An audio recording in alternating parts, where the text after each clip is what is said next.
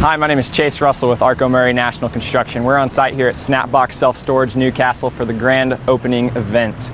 I'm excited to turn this over to the Asset Realty Construction Group. This is a 12-month build, 119,000 square feet, over 4 stories, 890 climate-controlled units. Thanks to all of our trade partners for turning this building over. Excited to get this one renting.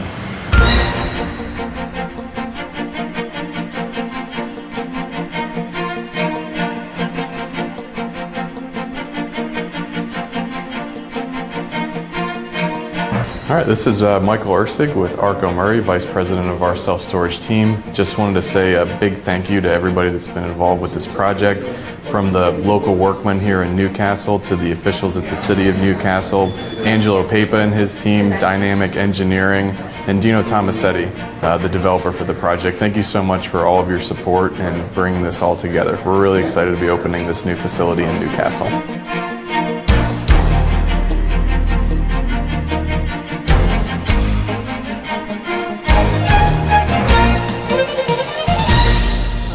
I was a partner in Eccles Architecture and Engineering. We personally worked together many times when I was solicitor for the zoning. Absolutely, yeah. So property development is not something new for you. No, no. That's in your wheelhouse. Yes.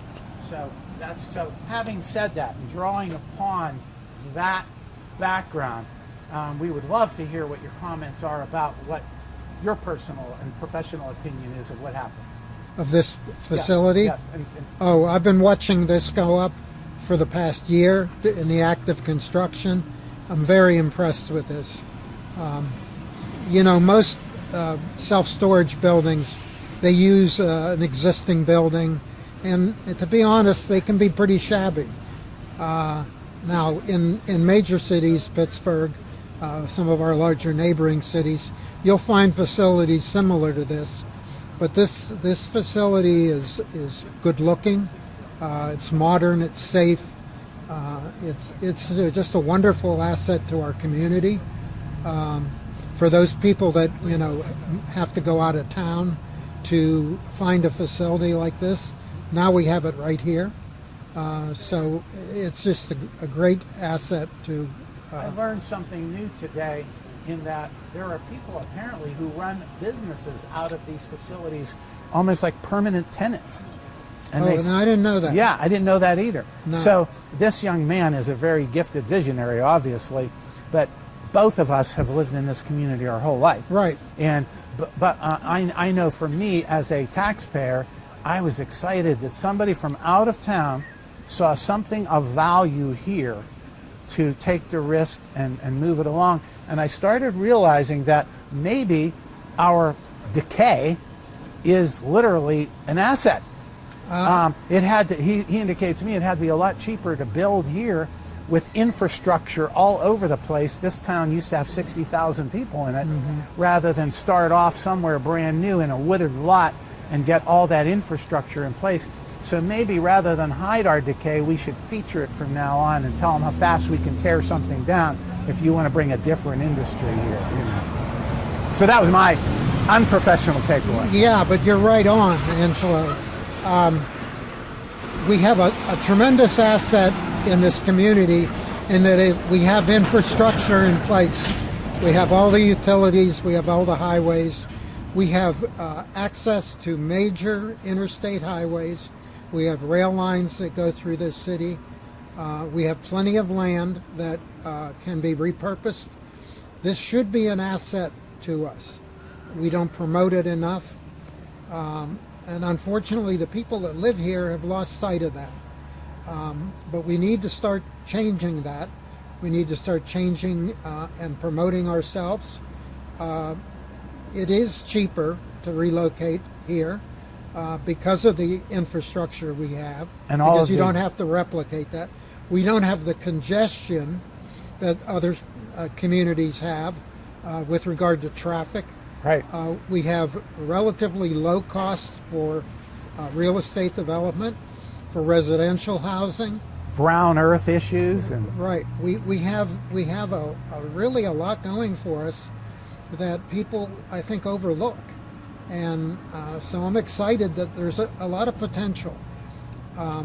You're right. What can be looked at as a negative can also be looked at when you flip the coin over as a positive. It's a whole new marketing strategy, the way I look Yeah, at it. and I agree with you. And now I know we go back a long way, and we've always been passing each other and whatnot in the community, and now I see you surfacing in government.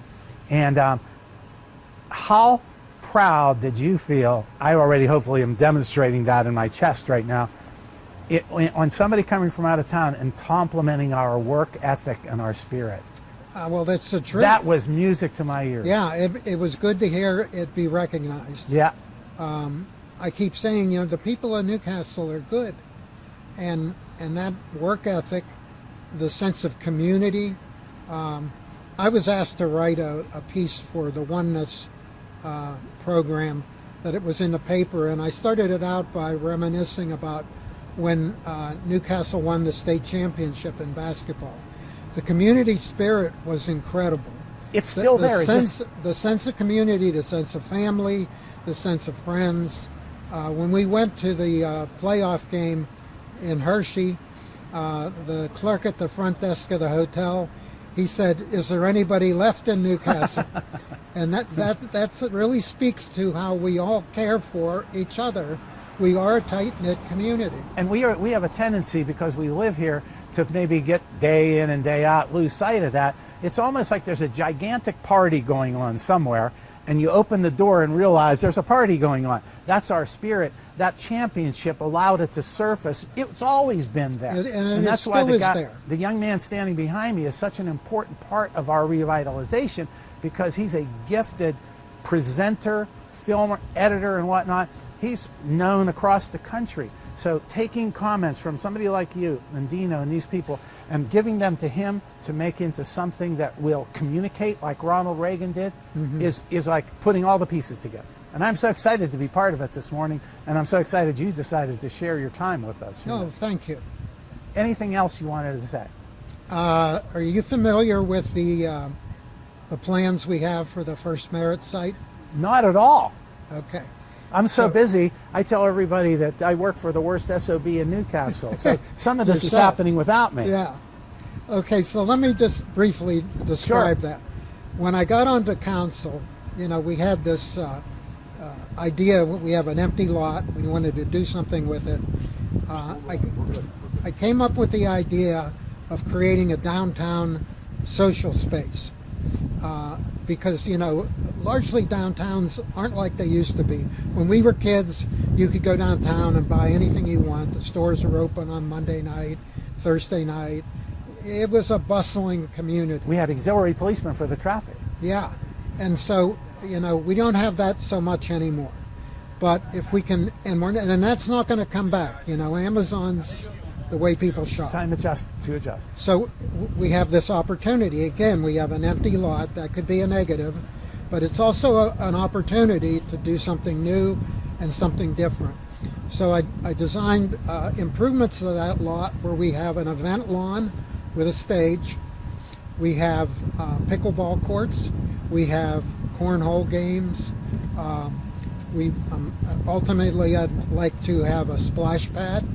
And we've looked at and researched a company from Canada that makes a splash pad that in the winter freezes and becomes an ice skating rink. And that used to be an ice skating rink for a while. Yeah, we used to do that on a temporary basis. Right. And then to ring this with repurposed shipping containers to be converted into micro shops, either retail shops or restaurant, food vendors, coffee shops, even bars. And then so the people that come to use this space would be able to purchase and patronize those repurposed containers.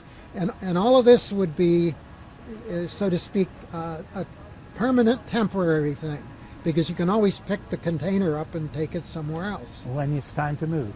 So we're working on that, and hopefully we have some money to start it. We have to go out and get some grant money to finish it. But I think it'll transform and bring people downtown. Any kind of ad hoc committee you commit, count me in. So Okay. that's like, yeah, I'm very. And by the way, can you give Dante any kind of website where you can put this idea you have?